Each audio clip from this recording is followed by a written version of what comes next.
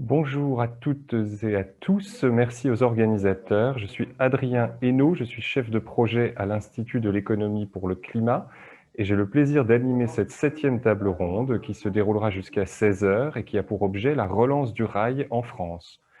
Avec moi et pour aborder ce sujet, nous accueillons Damien Pichereau, député de la Sarthe, Michael Lemarchand, directeur du projet d'entreprise et de la direction de l'engagement social, territorial et environnemental à la SNCF, Franck Tuffereau, délégué général de l'Association française du rail, et enfin Valentin Desfontaines, responsable mobilité durable au réseau Action Climat.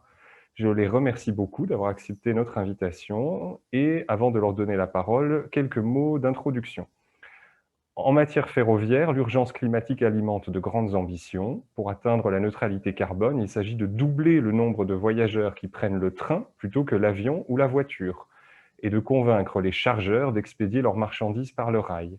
Le défi à relever dans ces deux domaines est considérable. Il faut accélérer la croissance acquise au cours des 25 dernières années du côté des voyageurs et renverser la tendance historique du fret qui a été plutôt au déclin. Comment s'y prendre? Il y a d'abord des questions de modèle ferroviaire. Après l'essor de la grande vitesse, dont on a fêté il y a peu le 40e anniversaire, on assiste depuis quelques années à un réinvestissement progressif dans les mobilités régionales et celles du quotidien, les TER, les Transiliens par exemple. Mais pour mieux concurrencer la route et l'avion, est-ce qu'il ne faut pas également développer les petites lignes, les trains de nuit et restaurer la qualité des sillons pour le fret, pour les marchandises? Comment piloter un développement harmonieux de ces différents modes? Il y a ensuite des questions de gouvernance. L'État a déployé un formidable arsenal de mesures avec une loi d'orientation des mobilités, une programmation des infrastructures, un contrat de performance avec la SNCF, 2 pactes ferroviaires, dont le dernier en date concerne le fret, et une autorité régulatrice, et j'en passe. De leur côté, les entreprises ont des engagements climat dans le cadre de leur stratégie RSE ou encore des obligations vertes. Mais est-ce que ces dispositifs convergent pour faire du climat une véritable priorité ferroviaire? Comment répartir les responsabilités pour que chacun puisse jouer son rôle? Enfin, ces ambitions soulèvent des questions de financement. La crise sanitaire a grevé les recettes des opérateurs ferroviaires, a privé les pouvoirs publics d'une partie de leurs ressources fiscales, notamment les prélèvements sur les carburants. Les mesures d'urgence, le plan de relance ont permis de préserver les investissements, mais ces moyens sont-ils suffisants pour préparer la suite? La semaine dernière, l'annonce par le président de la République de supprimer 2 taxes sur la grande vitesse va-t-elle changer la donne? Et d'où pourraient venir les financements supplémentaires dont le ferroviaire a besoin pour assurer sa croissance? Question donc de modèle ferroviaire, de gouvernance et de financement qui vont nous occuper aujourd'hui. Je vais inviter monsieur le député à s'exprimer en premier et je rappelle à l'audience que nous accueillons vos questions par le chat qui est situé à côté du fil de diffusion de cette table ronde. Ces questions seront relayées aux participants dans la seconde moitié de cette table ronde. Je vous remercie et monsieur le député, c'est à vous. Merci beaucoup, Monsieur Hainaut. J'espère que vous m'entendez tous bien. Merci de m'avoir invité déjà à ces 24 heures du climat en tant que Manceau et passionné des 24 heures du Mans, qui font aussi leur révolution énergétique et environnementale. C'est toujours un plaisir d'intervenir dans des 24 heures. Effectivement, le titre de cette conférence, La France locomotive ou lanterne rouge de la relance du rail, j'espère qu'en matière de relance du rail, on peut dire que la France est une locomotive. En tout cas, c'est ce qu'on essaie clairement de faire. C'est ce qu'on a essayé de faire dans les un peu plus de 4 ans maintenant depuis lesquels nous sommes élus, par le biais, comme vous l'avez dit, de plusieurs choses. Déjà, le pacte ferroviaire, avec cette ouverture à la concurrence du ferroviaire en France, notamment sur le transport de passagers, puisque le fret s'était déjà fait, j'y reviendrai plus tard, avec un objectif clair qui est celui de pouvoir offrir les meilleurs services, de pouvoir offrir aux régions la possibilité finalement de choisir leur opérateur, puisque c'est une demande aussi que les régions nous ont faite d'ailleurs pour, par exemple, augmenter la fréquence, permettre de tenir certaines petites lignes, ces lignes de desserte fine du territoire, comme je préfère les appeler d'ailleurs, c'est quelque chose qui, je pense, permettra à terme de maintenir ce train comme transport du quotidien, parce que c'est réellement là l'objectif. Si on veut demain pouvoir atteindre nos objectifs, et notamment les objectifs des accords de Paris, on va avoir besoin du train, non pas pour des grands trajets, mais aussi pour les trajets et les transports du quotidien. comme alternative crédible à la voiture. Et je le vois moi-même sur mon territoire où on voit qu'il y a déjà une augmentation du nombre de passagers dans nos trains, dans ces trains du quotidien, dans ces petites lignes, dans ces TER. Et c'est tant mieux. Et derrière, on souhaite réellement continuer à accompagner cela. Et pour cela, le président de la République a fait des annonces encore récemment, notamment sur des suppressions de taxes. Je parle là de la TREF et de la CST. C'était quelque chose qui était très attendu, notamment par la SNCF, ce qui semble logique, puisque à partir du moment où on ouvre à la concurrence, il semble assez logique que tout le monde ait les mêmes règles et que la SNCF, notre opérateur historique sur le rail en France, ne parte pas avec ce que j'appellerais un boulet au pied finalement. Donc, on va supprimer ces taxes et ça va dans le bon sens. On a également énormément augmenté le budget de la FIT, vous l'avez dit, hein, que ce soit dans le cadre de la LOM d'ailleurs, avec une programmation des grandes infrastructures et de la régénération des infrastructures pour les 10 à 15 prochaines années est quelque chose qui pourra être révisé puisque le comité d'orientation des infrastructures sera créé pour pouvoir justement suivre l'avancée de tout cela et pouvoir éventuellement faire évoluer aussi ces investissements en fonction des priorités, en fonction aussi des actualités. Donc, c'est une bonne chose. Et puis, deuxième chose, c'est dans le plan de relance. Le plan de relance, je vous rappelle, l'an dernier, c'était près de 5 milliards d'euros qui ont été finalement dédiés au transport ferroviaire pour justement les infrastructures, pour remettre à niveau nos lignes ferroviaires. Il y en avait besoin. On a pris on a pris le quinquennat avec une véritable dette grise et c'est le rapporteur sur le programme transport, le programme 203 qui vous le dit. On avait un vrai besoin de régénérer. On n'a pas encore tout fait. Très clairement, on va être assez clair, il y a encore du travail et puis surtout, par définition, sur un transport comme le transport ferroviaire, il y a une usure. Il y a une usure qui est là, donc il y aura toujours des investissements qui seront nécessaires pour pouvoir maintenir nos lignes à flot et permettre d'avoir des gens qui continuent. On a également réouvert des trains de nuit qui avaient été supprimés. Je pense que c'est aussi une bonne chose. Ça permet de voyager à des coûts qui sont plus faibles.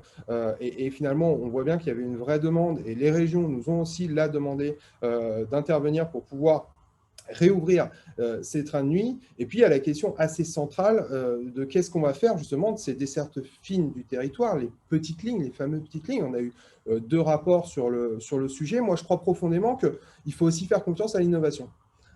J'étais ce matin justement à une autre conférence qui traite de l'innovation dans les transports et avec une intervention notamment de la SNCF qui était extrêmement intéressante sur les trains légers. On a des possibilités demain de maintenir des trains plus petits, plus léger sur ces lignes-là, sur ces lignes où finalement, chaque jour, on a du monde, mais à des fréquences qui ne sont pas suffisantes pour maintenir des gros TER, de lourds TER. Et en mettant des trains plus petits, non seulement c'est des coûts qui sont largement inférieurs, on parle de 2 fois moins important au niveau du coût que les TER classiques, c'est une usure des lignes qui est aussi là bien inférieure puisque ces trains sont par définition plus léger, donc on use moins les rails, on use moins les traverses, et ainsi que toute l'infrastructure en global. Donc c'est une très bonne chose, et c'est les trains qui vont aussi permettre d'avoir une flexibilité qui va être supplémentaire. Et je pense que quand on ajoute cela avec finalement le véhicule autonome et toute l'autonomie qu'on peut avoir, toute l'automatisation qu'on peut avoir, on peut arriver à des choses qui sont extrêmement intéressantes. Et c'est des choses auxquelles il va falloir réfléchir rapidement parce que si on veut pouvoir prendre le train, c'est le cas de le dire, de ces nouvelles technologies, c'est dès maintenant, en réalité, qu'il faut commencer à programmer et à dire, OK, sur quelle ligne on va mettre ce type de train, quel investissement on va faire, qui va financer aussi, probablement l'État avec l'aide des régions, je pense que c'est la meilleure des choses, mais on a vraiment ce besoin-là. Ça, c'est pour le transport de passagers. Sur le fret, on a aussi un objectif qui a été construit avec 4F, l'Alliance pour le fret, justement de doublement des parts de marchandises qui passent par le train, tout en étant conscient qu'on a toute une partie des marchandises qui aujourd'hui sont transportées qui ne pourront pas nécessairement passer par le train de par tout simplement la nature même de ces marchandises, mais néanmoins, on peut aller beaucoup plus loin. Aujourd'hui, c'est 9% des marchandises qui passent par le fret. Demain, on peut arriver à 18%, c'est l'objectif qu'on a. Comment on fait? Déjà, on diminue très clairement les péages. C'est une chose qui est importante pour pouvoir diminuer aussi le coût du fret et lui redonner de la compétitivité face à la route. On aide aussi les wagons isolés. On sait que c'est une vraie problématique. On est sur des wagons isolés qui coûtent extrêmement cher et donc on aide là aussi aux wagons isolés et on pérennise ces aides-là. Et c'est quelque chose que réellement je salue parce que je pense que ça va dans le bon sens. Et puis là aussi, on investit parce que la nature même du réseau ferroviaire français fait que c'est un réseau en étoile qui passe par définition ou presque par Paris. Or, quand vous faites passer un train de marchandises, vous ne pouvez pas faire passer juste derrière ou juste devant un train de passagers. Donc, on ne veut pas avoir à faire des choix, ce qui fait qu'on va construire, on a commencé, notamment avec Calais-Turin, des autoroutes ferroviaires qui vont permettre justement d'éviter ce passage par Paris et de faire en sorte qu'on puisse garder une qualité importante sur le transport de passagers, tout en ayant une augmentation sur le transport de marchandises, et ça me semble assez central. Voilà un petit peu pour les grandes lignes de la politique ferroviaire qu'on a pu mener jusqu'à maintenant. Merci beaucoup. Donc, si je retiens, vous avez à la fois parlé d'ouverture à la concurrence, l'attractivité que ça génère, des budgets qui ont été augmentés, relevés, la tête grise de la SNCF qui a été en partie levée, et de l'innovation pour faire fonctionner des nouvelles lignes. Michael Lemarchand, à la SNCF, comment est-ce que vous voyez ces priorités? Est-ce que pour vous, les feux sont au vert, et quelles sont les conditions pour que ce nouveau modèle ferroviaire persiste et réussisse? Bonjour à toutes et à tous, et merci de votre invitation aussi. C'est un réel plaisir que de partager avec tous les acteurs aujourd'hui l'état de nos perceptions, les chiffres, l'état de la situation, pour que nous puissions relever tous ensemble ce défi. Et c'est un défi qui n'est absolument pas facile. Donc c'est vraiment important que nous prenions le temps tous ensemble de partager un diagnostic pour pouvoir trouver des solutions. Et juste un mot aussi d'introduction, vraiment merci à monsieur le député pour l'ensemble non seulement de ce qu'il vient de dire, mais de rappeler de l'action de la France dans son ensemble, dans ses différents organes de décision, parce que, pour répondre à la question de notre table ronde, clairement, il y a une relance du rail qui est réelle, qui est tangible. Le dernier exemple, c'est effectivement le pacte ferroviaire qui ne concerne pas que la SNCF. Encore une fois, c'est toute une alliance 4F avec les pouvoirs publics qui se sont engagés, et ça, c'est historique. C'est absolument nécessaire. Ce n'est pas suffisant parce que nous devons faire notre part, et c'est ce que je vais essayer de dire rapidement. Mais en tout cas, c'est historique, et je tiens vraiment à saluer l'engagement de ces pouvoirs publics avec le plan de relance, avec le plan fret récemment. Vraiment, c'est considérable pour qui connaît l'état du ferroviaire, les enjeux et les perspectives. Donc vraiment, merci pour ça. Peut-être juste quelques chiffres pour partager ensemble l'état de la situation et en quoi le ferroviaire est clé dans la réussite de la transition écologique qui nous anime tous. Le secteur des transports en France, c'est 30% des émissions de gaz à effet de serre. Le ferroviaire, c'est 0,3% des émissions de gaz à effet de serre, pour une part de marché de 10%. Globalement, c'est 10% en fret, c'est 9% exactement, c'est 11% en voyageurs, disons 10%. Ça veut dire que le ratio 0,3% de gaz à effet de serre des émissions et 10% de part de marché, pour une part de marché de la route de 85%, ça veut dire une chose très claire, collectivement, au-delà de la SNCF. Ça veut dire que la transition écologique, et notamment du secteur des transports en France, passe par une augmentation du ferroviaire, de la part modale du ferroviaire globalement. C'est ça que ça veut dire collectivement, et c'est ce qui est inscrit d'ailleurs dans la stratégie nationale bas carbone de la France, qui a été faite il y a quelques années, en 2019-2020, et qui inscrit déjà dans le plan de la transition une part modale. Depuis la SNBC, cette première version, elle sera révisée l'année prochaine, évidemment les ambitions sont plus hautes, l'enjeu est plus fort, et donc nous avons pour SNCF et pour l'ensemble du ferroviaire cette ambition de x2 sur la part modale du ferroviaire en fret et x2 sur la part modale du voyageur d'ici 2030. C'est extrêmement ambitieux, mais c'est à la hauteur de l'enjeu, et nous n'avons pas le droit de rater ça. Donc c'est vraiment important de dire que le ferroviaire fait partie de cette solution. Et évidemment, compte tenu du poids, de la nature des activités de la SNCF, de l'ancrage de la SNCF et de ses activités dans l'ensemble du territoire français, nous avons un rôle et une responsabilité à tenir aux côtés de toutes les parties prenantes, mais nous avons un rôle et une responsabilité à tenir dans la réussite de cette transition. Et cette transition, d'ailleurs, c'est une triple transition.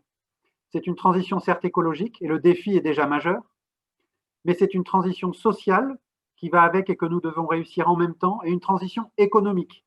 Monsieur le député en parlait de l'économique et c'est vraiment essentiel. Donc, triple transition qui est l'enjeu majeur de ces 10 prochaines années pour réussir à un moment donné 2050, mais passons déjà l'étape de 2030. Et pour cela, nous avons pris la mesure à SNCF de cet enjeu, de ce rôle et de cette responsabilité que nous devons tenir. C'est pour ça que quand vous m'avez présenté rapidement, j'avais 2 titres, directeur du projet stratégique du groupe SNCF et directeur du développement durable, pour faire simple. Eh bien, ça veut dire une chose, ça veut dire que le président Farandou a fusionné l'année dernière, dans le cadre de ce projet d'entreprise, a fusionné les 2 directions en considérant que la première décision, c'était de mettre le développement durable au cœur de la stratégie. Ne pas le considérer comme périphérique, mais le considérer comme au cœur. Et pour cela, nous avons fusionné les 2 directions et nous l'avons placé directement rattaché au président de la SNCF pour pouvoir peser sur les décisions parce que c'est une transition économique qu'il faut réussir en même temps. Voilà pour l'ambition. Et l'objectif est très clair dans le cadre de la SNBC, c'est de réduire d'ici 2030 nos émissions de gaz à effet de serre de 30% sur les activités de transport et de 50% sur les activités immobilières parce que nous avons une forte activité immobilière aussi et ça fait partie de la SNBC. Comment on le fait? On le fait en 3 champs d'action. D'abord, on prend notre part, c'est-à-dire qu'on balaye devant notre porte et on doit rendre le ferroviaire plus attractif. Et grâce à toute l'aide des pouvoirs publics, monsieur le député rappelait les trains de nuit, rappelait les nouvelles lignes, rappelait l'économique aussi, les règles du jeu concurrentiel qui sont rééquilibrées, mais nous devons rendre le ferroviaire plus attractif. Ça passe très concrètement par de l'intermodalité dont on parle beaucoup, mais il y a plus de 70 000 places de parking vélo programmées dans les 5 prochaines années dans les gares pour pouvoir faciliter la transition vélo, ferroviaire, train du quotidien. Ça, c'est essentiel parce que 70% de la population française habite à moins de 5 km d'une gare. 90% de la population à moins de 10 km d'une gare. Ça veut dire que l'enjeu, on pense toujours au TGV, et c'est important le TGV, mais l'enjeu, il est sur les transports du quotidien, sur les voyages du quotidien. Pour rappel, les enjeux, 1 milliard de voyageurs chez Transilien par an, 300 millions de voyageurs TER par an, 120 millions de voyageurs grande vitesse par an. Si on réussit à capter une partie du voyageur du quotidien, 1 milliard de Transiliens, 300 millions de TER, nous réussirons cette transition. Ça passe par des prix attractifs. L'attractivité, ça passe par les prix. Je ne vous fais pas toutes les mesures qui ont été annoncées il y a quelques mois, mais ça fait partie de cette attractivité. Le deuxième, et c'est le mot-clé, c'est d'être plus performant. Faire du ferroviaire un domaine plus performant. Performant d'un point de vue environnemental. Et là, l'innovation est clé. Le train léger que vous mentionniez, monsieur le député, c'est très juste. Il y a une chose dont on parle peu et je souhaite le partager avec vous aujourd'hui, c'est l'électrification frugale. On parle beaucoup des modes d'alimentation, d'énergie durable et alternatifs comme l'hybride, comme l'hydrogène, et nous y travaillons avec l'ensemble de l'écosystème de partenaires. Mais l'électrification frugale a un impact environnemental et économique absolument décisif pour l'avenir du ferroviaire et ça bénéficiera à tous les acteurs, à nos concurrents, opérateurs aussi, et c'est très bien, encore une fois. Mais ça veut dire quoi? Ça veut dire qu'au lieu d'électrifier une ligne sur toute la ligne, on électrifie la ligne sur les portions essentielles et on évite d'électrifier ce qui coûte le plus, les souterrains, l'entrée des gares, les ouvrages d'art avec les ponts, pour pouvoir fonctionner avec un train qui a une batterie électrique et qui peut faire la jonction là où il n'y a pas d'électrification de la ligne avec la caténaire. Ça paraît simple, mais sauf que ça ne se pratique pas aujourd'hui et ça change complètement le modèle économique du ferroviaire. Ça permet de trouver un modèle économique soutenable et tenable, durable pour les lignes de desserte fine du territoire. Et donc, on entre complètement dans un autre champ qui ouvre le développement du ferroviaire. Ça, on fait notre part. Et le troisième point que je souhaite souligner, parce que, et là, les pouvoirs publics ont un rôle à jouer, et je sais qu'ils y travaillent, mais nous avons besoin de continuer collectivement à cranter des jalons, c'est sur la question de la régulation et notamment les règles économiques. En économie, vous savez, on parle beaucoup d'internalisation des coûts externes. Et ça, c'est la dernière brique qui nous reste vraiment à établir dans l'édifice pour que le système soit vertueux et amène à des décisions d'acteurs économiques, des entreprises, des pouvoirs publics qui aillent complètement dans le sens de la transition au rythme qui est nécessaire. Et donc, ça veut dire que les coûts qui sont supportés par la collectivité, que ce soit la santé avec la qualité de l'air, avec les accidents sur la route, par exemple, tout ceci sont des coûts en dizaines, voire centaines de milliards d'euros pour la collectivité.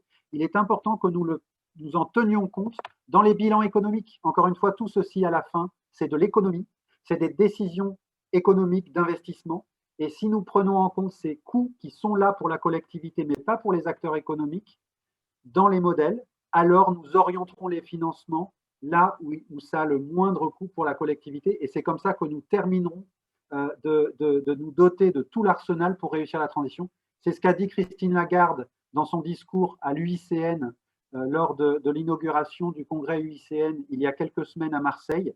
Elle a dit ça, internalisation des coûts externes, c'était une grande nouvelle pour nous, pour l'ensemble du secteur, parce que si nous réussissons avec la SNBC l'année prochaine, avec la taxonomie européenne l'année prochaine, alors nous allons vraiment être à la hauteur des enjeux et je sais que nous pouvons y arriver collectivement. Voilà ce que je souhaitais partager avec vous aujourd'hui.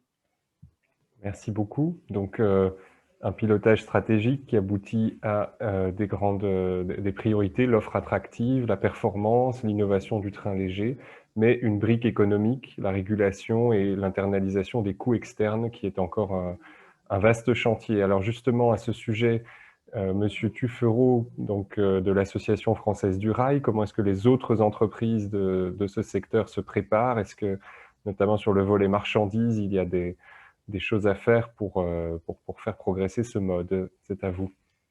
Merci beaucoup de mettre dans le 24 heures du climat le transport, puisque on sait ô combien il est important. Et d'après les interventions qu'il y a eu, que ce soit monsieur le député ou monsieur le marchand, on est vraiment en phase sur les atouts écologiques du mode ferroviaire.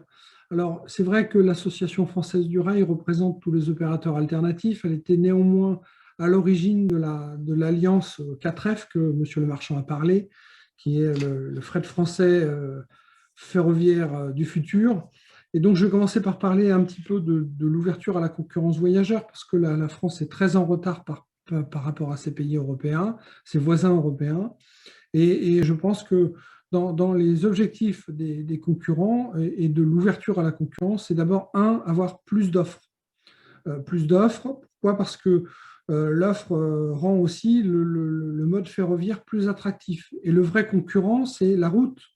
Donc, on ne se trompe pas. Et donc, choisir, comme le disait monsieur le marchand, les petits territoires, les rabattements avec l'intermobilité, modalité pour arriver à mettre le ferroviaire comme un élément de transport structurant, c'est très important. Et puisqu'on en parle, parce que effectivement, les externalités négatives, on a l'occasion de peut-être, c'est pas du cash pour pouvoir financer ces investissements, mais néanmoins, c'est hyper important. Nous, on a eu l'occasion de mener une étude, de faire travailler un cabinet, pour le citer, qui s'appelle Altermine. Cette étude, elle est publique, où on a travaillé sur les externalités négatives évitées, notamment dans le domaine du fret ferroviaire. Et dans ce domaine, la conclusion, c'est assez clair et révélateur, c'est que 1 milliard d'euros investis dans le ferroviaire, c'est 2 milliards d'euros d'externalités négatives évitées. Et c'est énorme. C'est énorme, et c'est à la fois ce qui prouve que le mode ferroviaire a un vrai avenir, que ce soit sociétal ou environnemental. Néanmoins, la France, quand on parle des parts de marché, on est à 9% aujourd'hui, alors que la moyenne européenne s'élève aux alentours de 18%. C'est-à-dire que dans nos ambitions qu'on a affichées, qui sont des ambitions certes ambitieuses mais réalistes, on ne fait qu'en 10 ans rattraper le retard que l'on a pris vis-à-vis de l'Europe. Donc, de passer de 9 à 18, c'est déjà un challenge, mais certains pays sont beaucoup plus ambitieux. Je veux juste citer la comparaison parce qu'on a des voisins européens. On a le réseau belge qui a un réseau qui est 6 fois moins grand que la France en termes de longueur de voie. Et c'est un pays qui met 2 fois plus d'investissements par an dans la régénération de son réseau. Et il n'y a pas que les rails, l'électricité, l'alimentation électrique des rails, des trains, etc., qui sont à modifier. Il y a également tous les systèmes de contrôle commande signalisation qui permettent de rendre aussi le mode ferroviaire beaucoup plus performant. Et dans ce domaine-là, je pense qu'on a eu des actions dernièrement en faveur du ferroviaire qui sont très positives. M. Pichereau nous l'a confirmé avec les aides aux wagons isolés, avec les aides au péage, etc. Et je vous remercie d'ailleurs, monsieur le député, et d'autres d'ailleurs, qui ont vraiment œuvré pour qu'on puisse obtenir ces financements et ces aides majeures pour le secteur. Néanmoins, je pense qu'il faut garder présent à l'esprit que le ferroviaire, c'est des temps longs. Et là, on parle sur 10 ans avec des aides à l'exploitation à court terme, mais il y aura aussi des besoins d'aide du secteur à plus long terme, sur les 10 années à venir. Et que le fait d'arriver à 18% nous permettra d'être au standard européen actuel. Et l'Europe s'est fixé, elle, 30% sur les 10 prochaines années. Donc, si on ne le faisait pas, par contre, ça serait extrêmement grave parce que ça serait irrattrapable. Donc, c'est des efforts importants.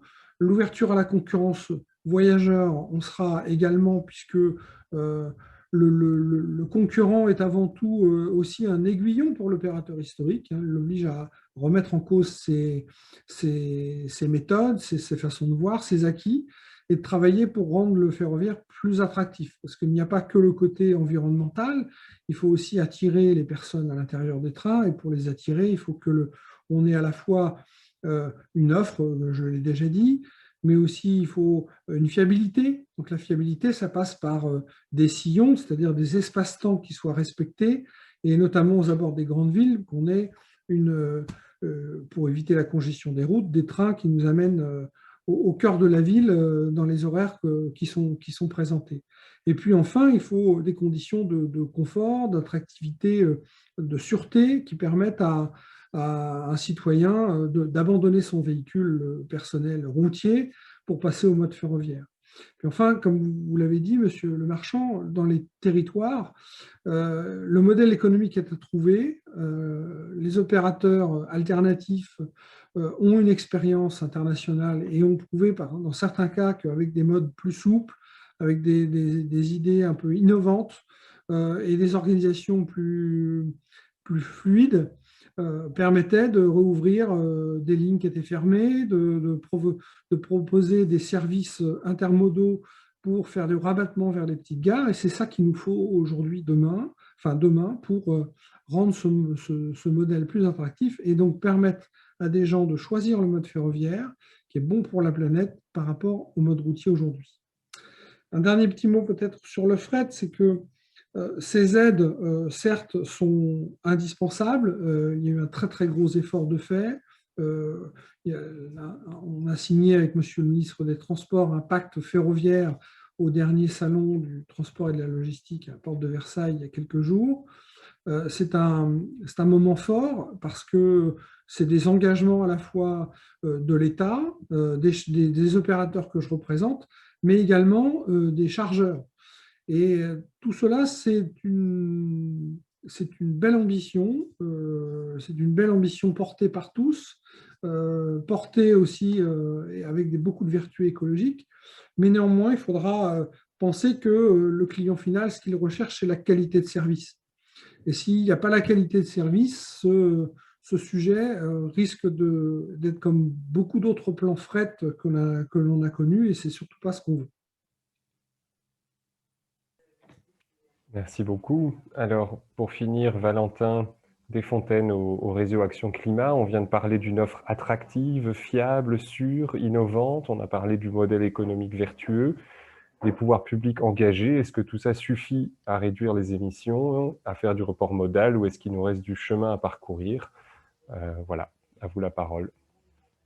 Merci beaucoup, Adrien. Bonjour à toutes et à tous. Et je vous le dis, moi aussi, je suis très ravi d'être ici aujourd'hui pour échanger avec vous sur ce sujet-là. Alors, peut-être pour empiéter, Adrien, sur la question que tu as posée, oui, évidemment, je pense qu'il y a encore beaucoup de chemin à parcourir et je vais essayer de détailler un peu l'analyse que l'on peut faire au réseau Action Climat et puis aussi les grands enjeux l'on identifie.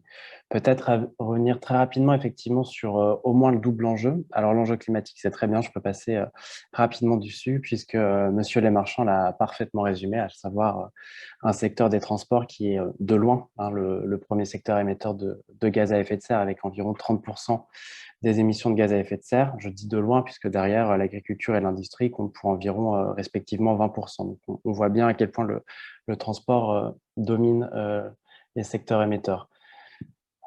Un transport ferroviaire qui est effectivement très peu émetteur quand on fait le ratio transport voyageurs transportés, marchandises transportées, émissions. Monsieur Lamarchand l'a rappelé. Et puis enfin, un secteur, et ça c'est plus inquiétant, qui peine à réduire ses émissions de gaz à effet de serre avec des réductions des émissions qui stagnent depuis ces dernières années, alors même que les scientifiques, le Haut Conseil pour le climat nous alertent et nous disent que de manière globale, il faudrait réussir à réduire nos émissions de gaz à effet de serre d'environ 3% par an sur les prochaines années afin de tenir les objectifs que l'on s'est fixés aussi bien en 2030 que la neutralité en 2050.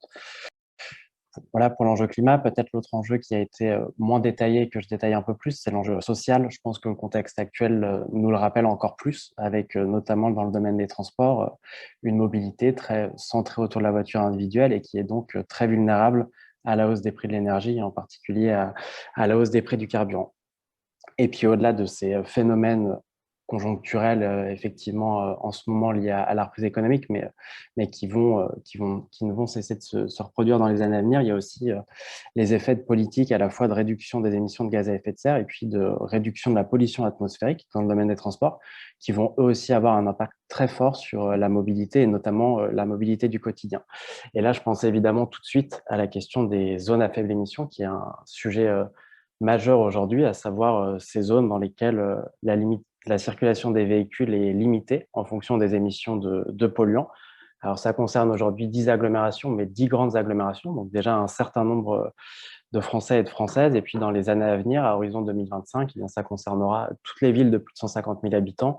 Et donc là, on voit bien que dans les années à venir, on va changer d'échelle avec plus de 45 villes qui seront progressivement concernées. Et dans ce contexte-là, le train a évidemment un enjeu clé, et évidemment une réponse clé, et tout à fait en mesure de répondre à cet enjeu. Je pense que c'est important de l'avoir en tête, que les RER métropolitains notamment, les solutions d'intermodalité qui ont été mentionnées sont tout à fait en mesure de proposer une alternative efficace, fiable à la voiture individuelle.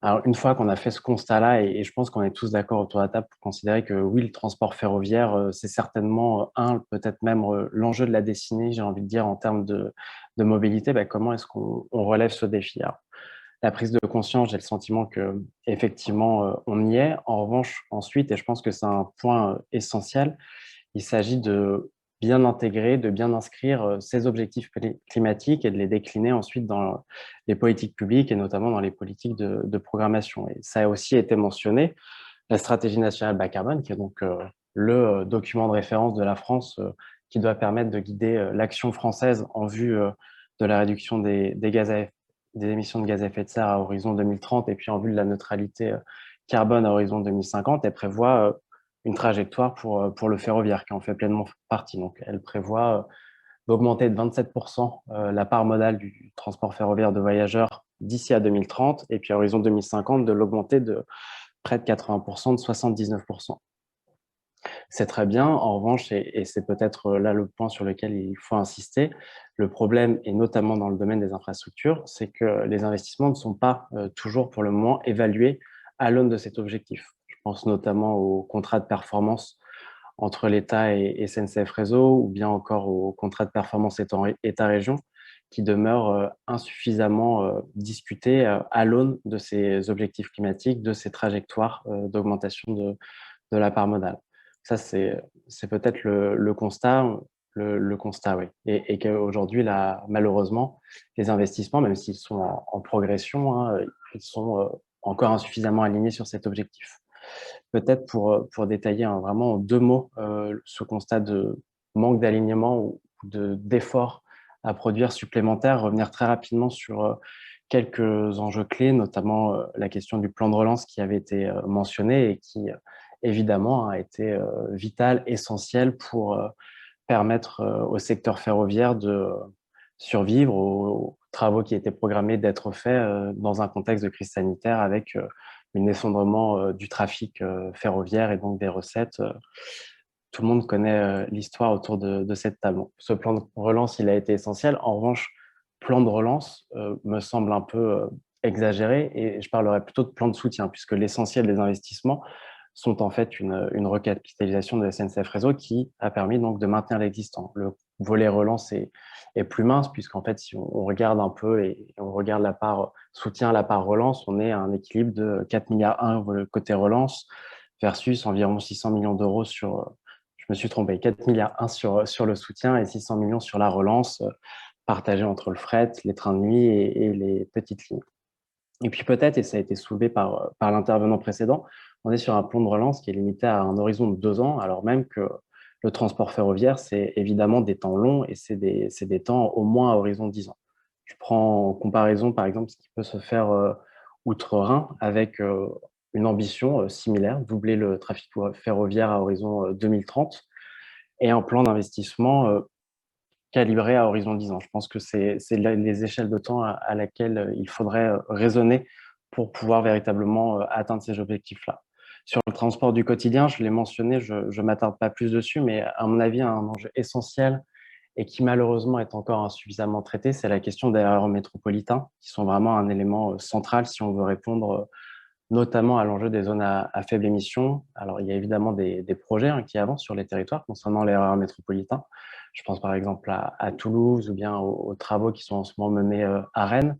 Mais ce qu'on observe déjà à présent, c'est finalement un décalage entre la temporalité de cette offre qui est en train de se développer et puis de l'autre côté, les mesures de restriction de la circulation qui, elles, sont mises en place. Donc, il s'agirait vraiment d'intensifier ce volet-là de l'offre ferroviaire. Et puis, très rapidement, pour finir, la question des trains de nuit qui a aussi été évoquée avec effectivement 2 lignes de train de nuit qui vont être relancées puisque le Paris-Tarbes le sera tout prochainement. Pareil, des évolutions positives que je mets néanmoins au regard du récent rapport qu'a publié la DGITM, la Direction générale des infrastructures de transport et de la mer, un rapport qui portait justement spécifiquement sur les trains d'équilibre du territoire et notamment sur les trains de nuit et qui mettait bien en avant tout le potentiel des trains de nuit et notamment le fait que, à condition de structurer un effet réseau suffisant, le train de nuit est en mesure de trouver un modèle économique. Mais, et c'est le mais qui est important, si on veut tendre vers cet effet réseau, vers ce véritable réseau de train de nuit dont on parle régulièrement à horizon 2030, il y a un vrai enjeu d'investissement aujourd'hui, dès à présent, sur le matériel roulant, puisqu'on a aujourd'hui une pénurie de matériel roulant au niveau européen, et donc il s'agit d'en produire de nouveaux. On a pu en rénover pour les 2 lignes qui ont été relancées.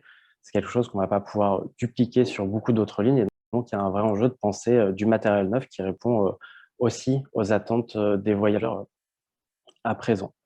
Et je pense que c'est intéressant de faire le lien entre cet enjeu-là et l'enjeu de l'emploi.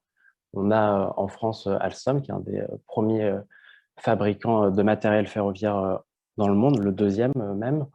Mais il y a sûrement des liens très intéressants à faire. Il y a un enjeu pour la France à se positionner aussi sur ces secteurs industriels-là qui sont, on le voit bien, des secteurs porteurs, des secteurs en devenir avec tout un ensemble de pays qui veulent aussi relancer ces trains de nuit. Et au réseau Action Climat, on trouve ça dommage que 7 mois après la remise du rapport sur les trains de nuit, la question de l'investissement dans le matériel roulant soit encore trop peu discutée et trop peu présente dans le débat public. Voilà, je m'arrête ici peut-être pour synthétiser vraiment en quelques mots. Je pense qu'au-delà de cette question du matériel roulant que j'ai abordé à la fin de mon intervention, l'enjeu principal, c'est vraiment de mieux intégrer ces objectifs climatiques dans la programmation publique, notamment dans le contrat de performance qui est en cours de discussion, mais aussi dans les discussions avec les régions. On a beaucoup parlé des territoires, elles ont elles aussi un rôle clé à jouer sur le développement du transport du quotidien. Et si on veut développer ça, ça nécessite évidemment de réfléchir à une politique concertée entre toutes ces autorités organisatrices. Et il y a peut-être des choses encore à faire de ce côté-là. Et puis, je termine là-dessus, mais je pense qu'on ne pourra pas y échapper si on veut véritablement atteindre les objectifs qu'on se fixe. Il y a un enjeu d'investissement central Alors nous, on a essayé de le chiffrer et on est arrivé finalement à un besoin d'investissement supplémentaire par an pendant les 10 prochaines années d'environ 3 milliards d'euros par année que l'on répartit de manière plus ou moins équitable et c'est vraiment le fruit du hasard entre le volet voyageurs avec environ 1,5 milliard d'euros par an et puis le volet fret ferroviaire. Voilà, je m'arrête ici. Merci à toutes et à tous. Merci beaucoup, Valentin. À partir de maintenant, la table ronde est ouverte en priorité aux questions de la salle. Donc, pour le moment, je n'en vois pas, mais je dépends de la régie qui me les relaie en direct. Donc, s'il y en a qui arrivent, il me faudra quelques instants pour les reprendre. Et en attendant ces questions, on peut peut-être rebondir sur ce que Valentin vient de dire.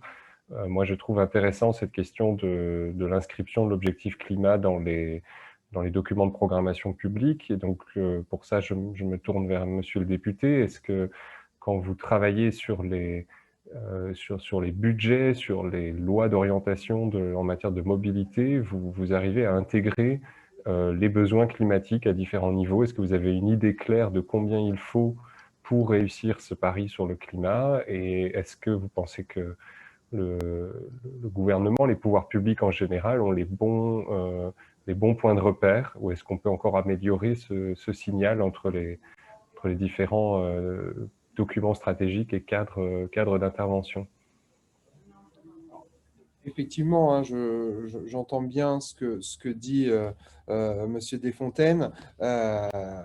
On a commencé, je trouve, à prendre en compte et à inscrire justement ces objectifs climatiques et à les prendre en compte de plus en plus, parce qu'il y a une obligation, hein, tout simplement, on doit les prendre en compte lorsqu'on fait nos programmations, lorsqu'on fait nos budgets. J'entends le besoin supplémentaire d'1,5 milliard pour régénérer le réseau. C'est vrai que on peut l'entendre, on part de très très loin, il y a un besoin de combler qui est important, et d'où l'idée derrière, dans la loi d'orientation des mobilités, via justement la programmation sur les infrastructures, hein, je parle bien, justement de pouvoir planifier cela sur un temps un petit peu plus long. Maintenant, toute la problématique, c'est où je prends l'argent pour pouvoir faire ces 1,5 milliard. En réalité, comment aussi je les dispatche entre l'État et ce qu'investissent aussi les régions nécessairement, puisque c'est aussi une compétence des régions. Donc, c'est toutes des problématiques auxquelles je pense qu'on aura une réflexion aussi durant la prochaine campagne présidentielle. Qu'est-ce qu'on veut faire effectivement de notre ferroviaire? Nous, on a lancé une relance ferroviaire qui, je pense, est une impulsion qui était nécessaire et qui aujourd'hui permet, je suis convaincu, d'atteindre des fruits qui arriveront dans les années à venir, très clairement, surtout quand on le met en parallèle, effectivement, comme disait M. Desfontaines, avec les zones à faible émission qui vont obliger tout à chacun à repenser finalement à ses mobilités.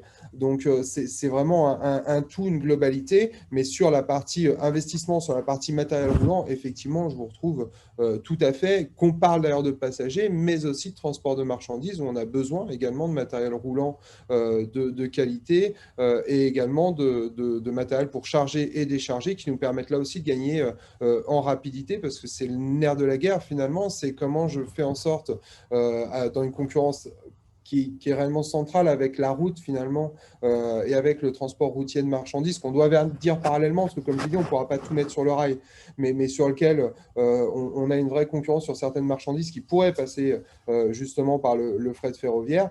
Comment je fais en sorte d'avoir une compétitivité au niveau des prix, mais aussi derrière au niveau de la flexibilité des temps de chargement et déchargement, parce que c'est aussi ce que recherchent les chargeurs aujourd'hui. Très bien, merci. Un autre sujet qui est apparu dans notre discussion que je trouve très intéressant, c'est le volet social.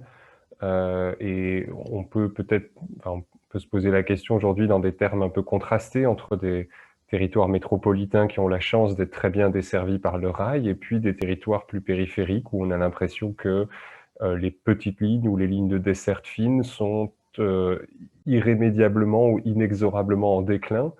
Qu'en est-il réellement, et est-ce qu'on peut faire du train un levier social dans ces territoires? Est-ce qu'on a de l'expérience, des retours d'expérience sur le retour de la desserte ferroviaire dans les territoires? Peut-être Michaël Lemarchand, comme votre direction et non seulement celle de l'environnement, mais aussi de l'engagement social. Quel regard vous portez sur ces perspectives de renaissance du train, notamment dans les territoires moins desservis?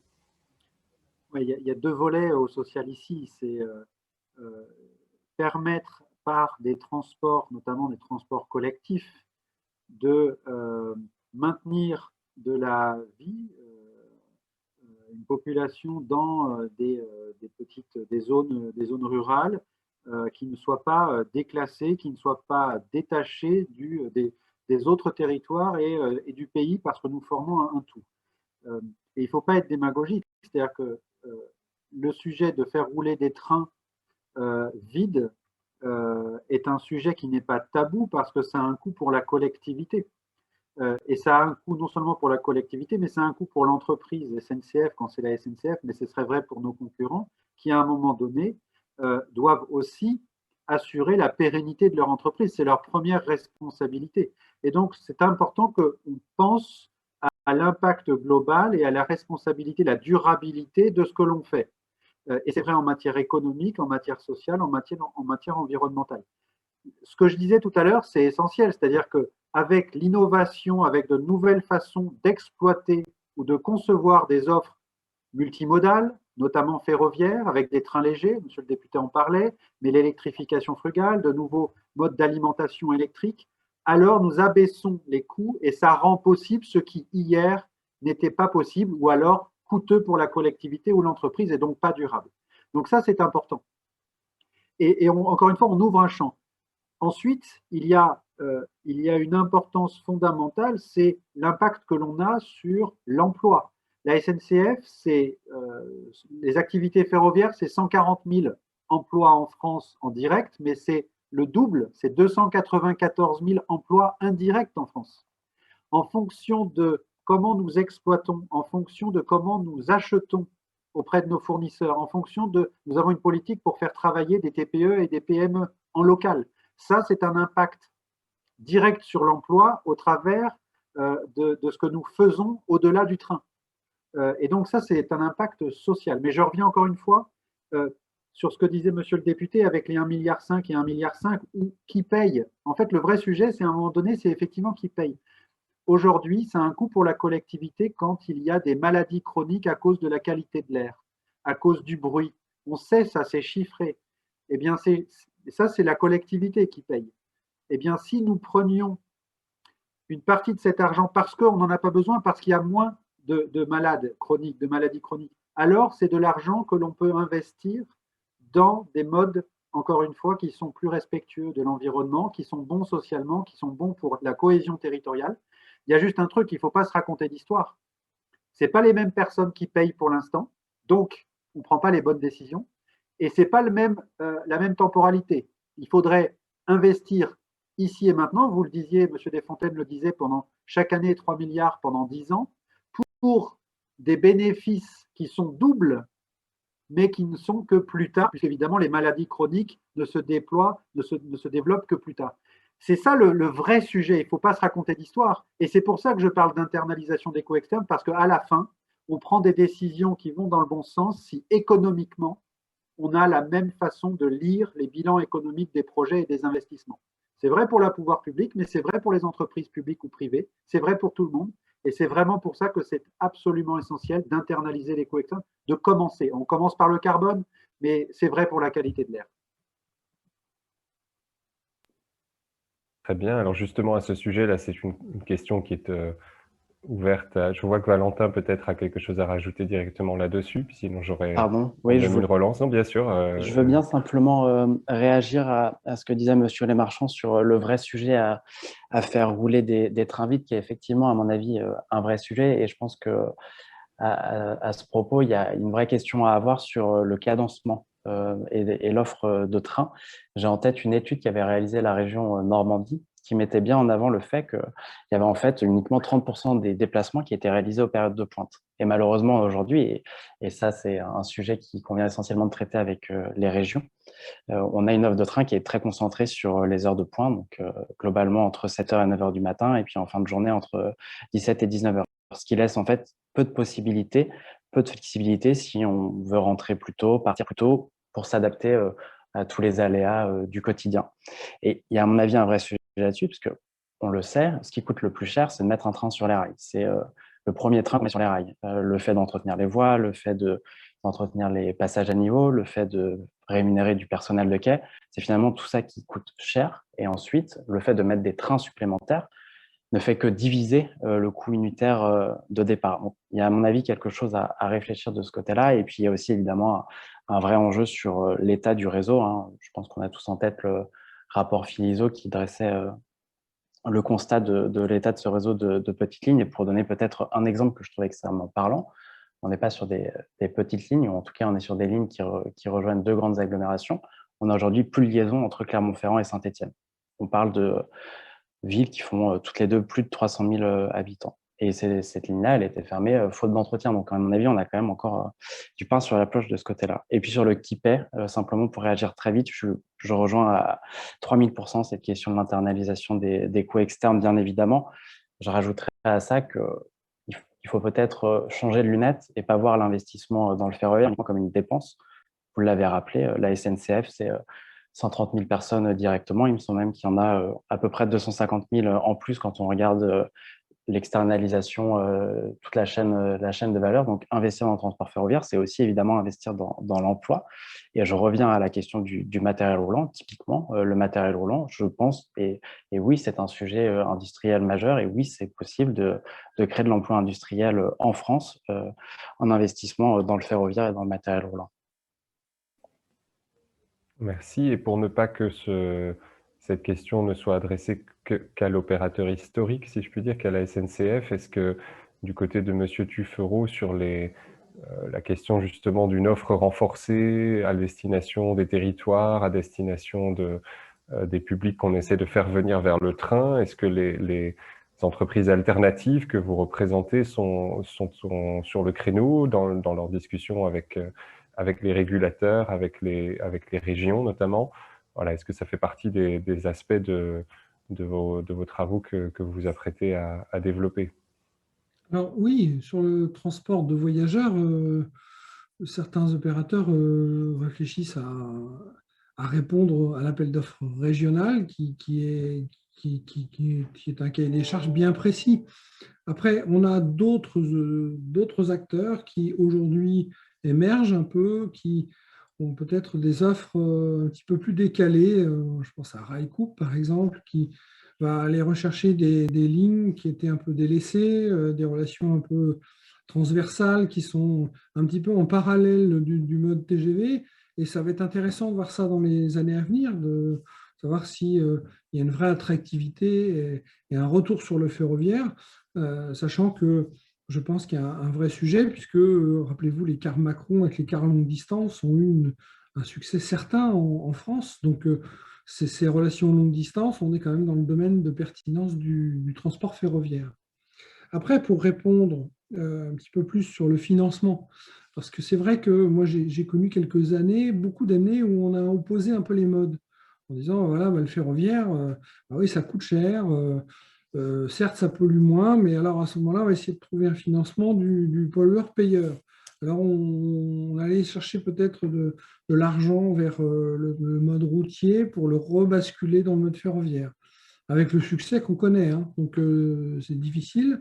Aujourd'hui, je note qu'il y a une vraie prise de conscience, que ce soit par les pouvoirs publics, que ce soit par les citoyens en général.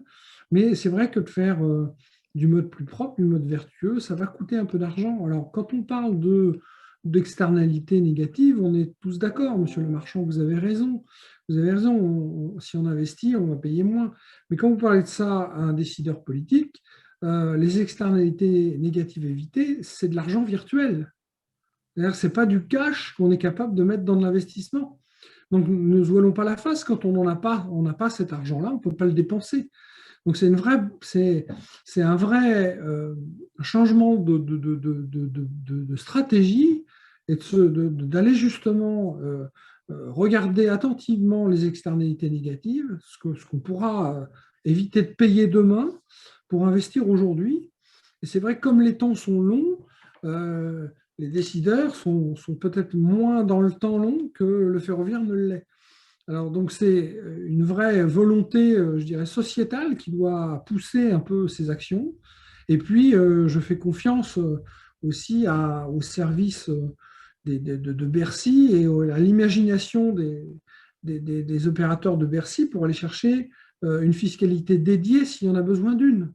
Hein, on a aujourd'hui, on bénéficie d'un certain nombre de choses, on fait un certain nombre de choses. Je pense quand on reparle de transport de marchandises aujourd'hui, si on veut doubler nos parts de marché, il y a tout ce qu'on connaît dans le ferroviaire, c'est-à-dire le transport traditionnel domestique, qui sont en général des transports saisonniers, massifiés.